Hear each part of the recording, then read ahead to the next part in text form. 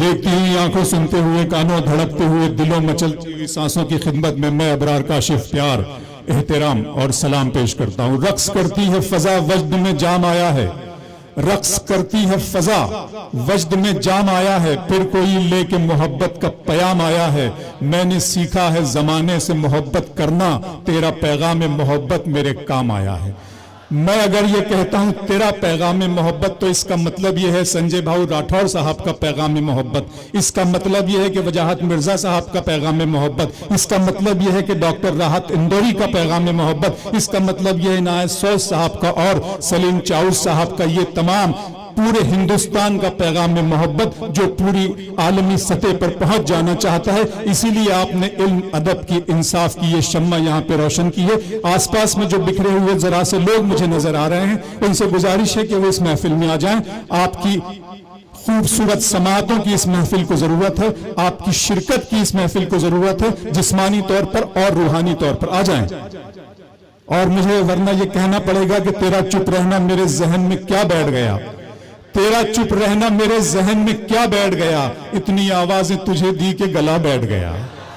तेरा चुप रहना मेरे जहन में क्या बैठ गया, इतनी आवाजें तुझे दी के गला बैठ गया। बज़्म जाना में नशिस्तें नहीं होती मखसूस, जो भी एक बार जहां बैठ गया बैठ गया। इतना मीठा था वो गुस्से भरा लहजा उसका, उसने जिसको भी जाने को कहा बैठ गया।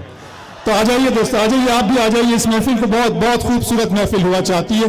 सरपरस्ती, इसकी अदबी सरपरस्ती, तहजीबी सरपरस्ती, आलमी तौर पे जानी पहचानी और मानी जाने वाली शख्सियत डॉक्टर राहत इंदौरी साहब फरमा रहे हैं। आपने देखा कि संजय साहब ने कैसे यहाँ पर अमन की शम्मा रोशन की है। मैं सिर्फ ये कहना चाहता हूँ कि सूरज ने जाते जाते बड़ी तमकनत के साथ, सूरज ने जाते जाते बड़ी तमकनत के साथ जुल्मत पे डूबती हुई दुनिया पे की नजर, कहने लगा कि कौन है अब इसका पासबां, अब मैं नहीं रहूंगा तो ये सारी कायनात जुल्मात में भटकती फिरेगी तमाम रात। सूरज ये कह के जा ही रहा था कि एक दिया चुपके से जल उठा और उसे देखने लगा।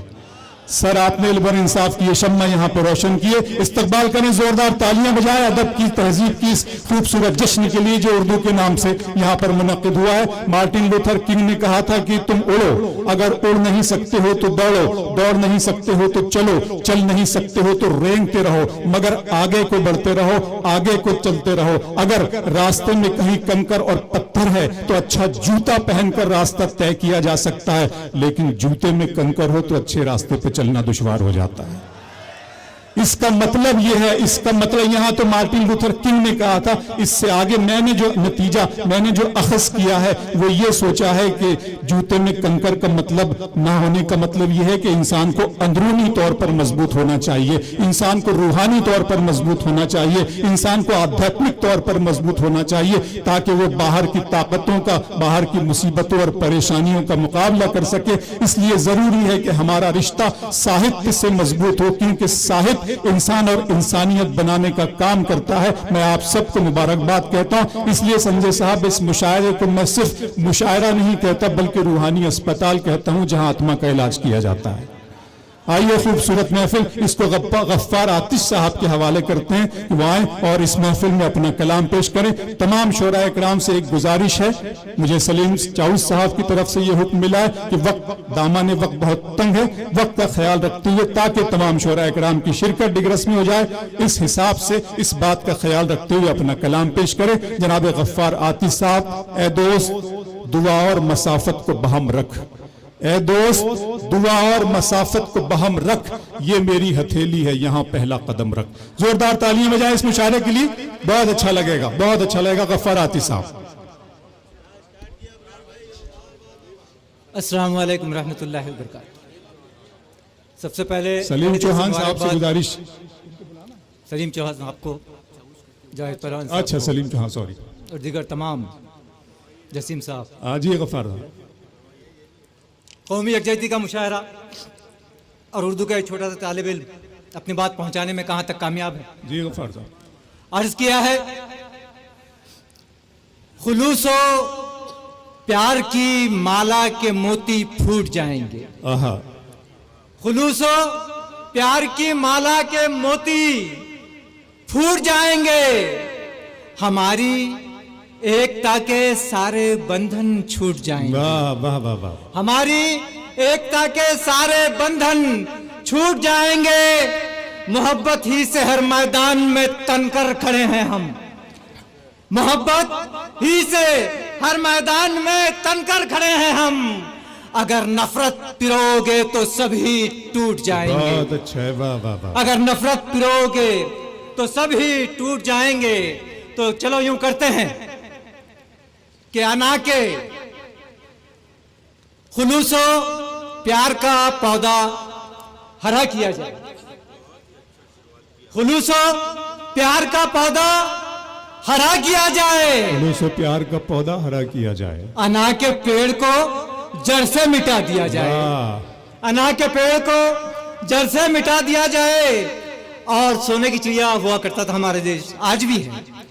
मैंने कहा कि खुलूस प्यार का पौधा हरा किया जाए, अना के पेड़ को जड़ से मिटा दिया जाए, फिर एकता की, मोहब्बत की, सच्चे सोने की हमारे देश को चिड़िया बना दिया जाए। बहुत अच्छे। फिर एकता की, फिर एकता की, मोहब्बत की, सच्चे सोने की हमारे देश को चिड़िया बना दिया जाए। और ये एक मतलब और दो शेर यूं कहना चाहूंगा जी गफ्फार साहब। 4 मिसरे उससे पहले देख लें। अर्ज किया है कि वो रातों को दरख्तों पर फरिश्ते भेज देता है। वो रातों को दरख्तों पर फरिश्ते भेज देता है।